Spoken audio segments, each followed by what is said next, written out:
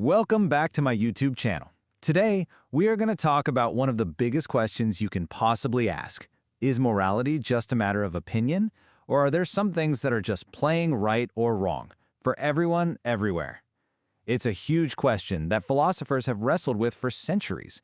And in this explainer, we're going to break down the core arguments on both sides of this ancient debate. All right, to get a grip on this, we're going to follow a pretty clear roadmap. First, we'll dive into the idea that morality is relative. Then, we'll flip the script and explore the search for universal moral truths. After that, we're going to get super practical with Immanuel Kant's famous test for morality. And finally, we'll look at a really cool middle ground that might just bring it all together. So let's kick things off with the argument that probably feels the most intuitive, the one most people start with. It all begins with a really simple observation.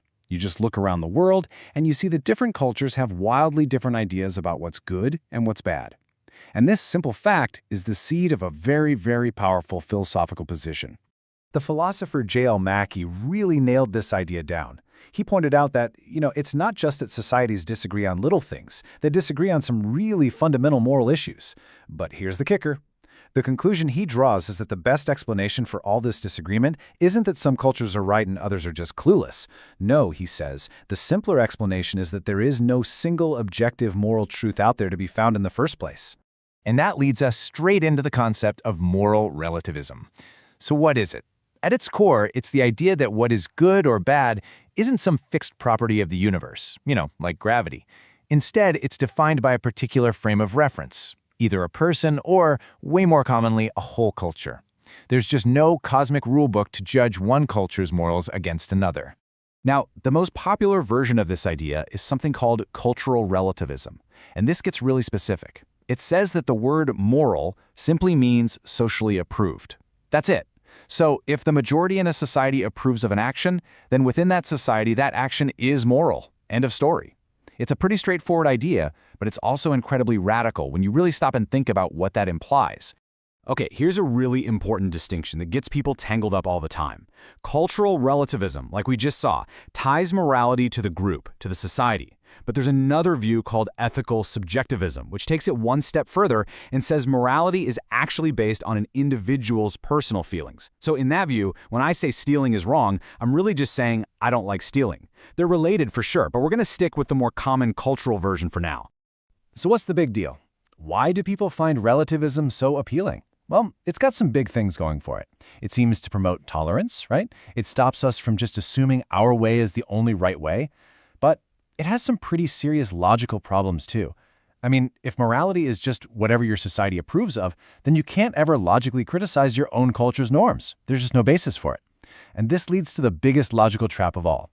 If a relativist says we should all be tolerant, they are promoting tolerance as a universal value, which is the very thing their theory says doesn't exist. It kind of short-circuits itself. And this brings us to the most uncomfortable question of them all. If we truly accept that there are no universal moral truths, does that mean that literally anything, no matter how awful we might think it is morally okay as long as some culture somewhere approves of it? This is the exact point where a lot of people pump the brakes and say, wait a minute, something's got to be wrong here. That gut feeling, that little bit of unease, leads us right to the other side of the debate, the search for moral universals. This camp argues that, hey, despite all our cultural differences, some moral truths are real, they're objective, and they apply to every single one of us. And this is the position of moral universalism. It's the polar opposite of relativism. It claims a universal ethic actually exists, a set of moral principles that are valid for all people at all times. So the bottom line here is, it doesn't matter what your culture believes. Some things are just objectively right or wrong. Now, universalists make a really bold claim. They say that a moral statement, like murder is wrong, can be true or false in the exact same way that a scientific statement, like water is H2O, is true or false. It's a fact about reality, totally independent of what any of us think or feel about it. Our job isn't to invent moral facts, it's to discover them. One of the absolute giants in this camp was the 18th century philosopher Immanuel Kant.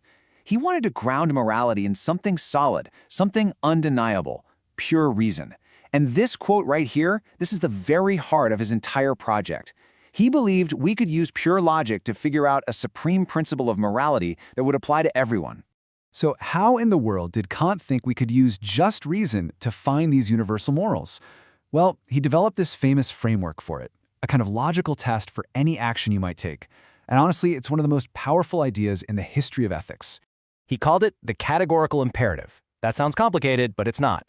Categorical just means it applies to you no matter what, without exception. And imperative means it's a command. The core idea is that before you do something, you should think about the little rule or the maxim that you're following.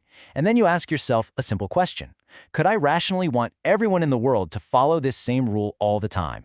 Now, Kant explained this one main idea in a few different ways, but they all point to the same thing. The first one we just talked about is the most famous, the universalization test. But the second one here is just as powerful. Always treat people with dignity, as valuable human beings, and never, ever just use them as mere tools to get what you want. All of his ideas boil down to this. Morality is about consistency, respect, and duty. Let's make this real with a classic example. Let's say you're broke, and you're thinking about making a false promise to get a loan you know you can't pay back. Okay, step 1. What's your rule, your maxim? It's, I will lie to get a loan. Step 2. Let's universalize it. Imagine a world where everybody follows this rule. What happens? Well, pretty quickly, nobody would believe in promises anymore. The whole concept of lending money would completely fall apart. The universalized rule contradicts itself. It basically destroys the very system it relies on. Therefore, according to Kant, making a lying promise is always universally immoral. Now, Kant's approach is incredibly powerful, but man, it's also very strict. It suggests there's this one supreme principle of morality that governs everything. But what if life is more complicated than that? What if there isn't just one fundamental value, but maybe several that we have to juggle? And that question leads us to our final section, which explores a really fascinating middle path. It's a way of thinking that tries to take the best insights from both the relativists who see all the variation and the universalists who are searching for that common ground. This idea is called moral pluralism. It actually agrees with the universalists that there are real, objective human values. But, and this is a big but, it disagrees that they can all be boiled down to a single principle like Kant tried to do. Instead, pluralists argue there's a set of basic, fundamental values, things like justice and mercy and loyalty and freedom, and sometimes these real values can genuinely conflict with each other. The philosopher Isaiah Berlin was a huge advocate for this view, and I think his point is just beautiful. He's saying, yes, values can be different and they can conflict, but the total number of core human values isn't infinite. It's limited and it's understandable. So we might not agree with how another culture prioritizes its values, but we can understand them because we recognize they're drawing from the same finite menu of human values that we are.